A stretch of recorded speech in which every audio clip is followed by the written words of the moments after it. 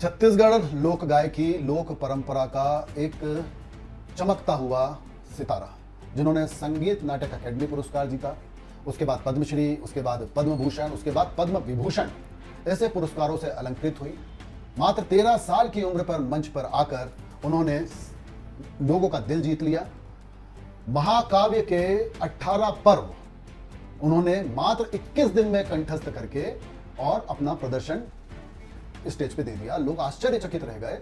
तीज के दिन, क्योंकि वो जन्मी थी इसलिए उनका नाम था तीजन बाई, 1956, और उसके बाद उनका सफर 2026 में समाप्त हुआ।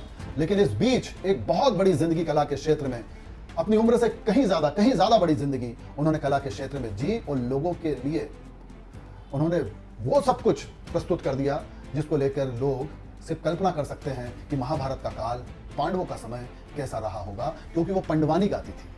पंडवानी यानी पांडवों की कथा, लेकिन भाव भंगिमाएं जो उनकी होती थी वो रोंगटे खड़े कर देती थी, हमको उस काल में ले जाती थी। बहुत सहज अंदाज में चेहरे पे भाव आ जाते थे। अपने नाना से महाकाव्य महाभारत सुनते सुनते वो बड़ी हुई थी।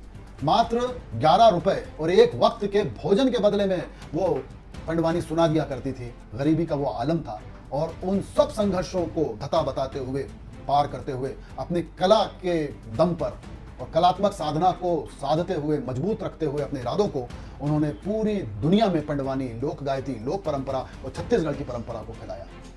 यह थी तीजन बाई, जो किसी नाम का मोहताज नहीं थी। 13 साल की उम्र से उन्होंने सफर शुरू किया, और अंतिम समय में वो रायपुर के एक प्रतिष्ठित निजी अस्पताल में गंभीर अवस्था में भर्ती थी। बहुत लंबा समय और दे सकती थी कला जगत को, लेकिन जो नियति को मंजूर था, जितना काम तीजन बाई को करना था और जितना काम नियति को लेना था, वो अपने आप में एक इतिहास बन गया है। ऐसे ही इस इतिहास कलाकार को, इतिहास में दर्ज कलाकार को सूचना सूत्र की ओर से श्रद्धांजलि। नमस्कार।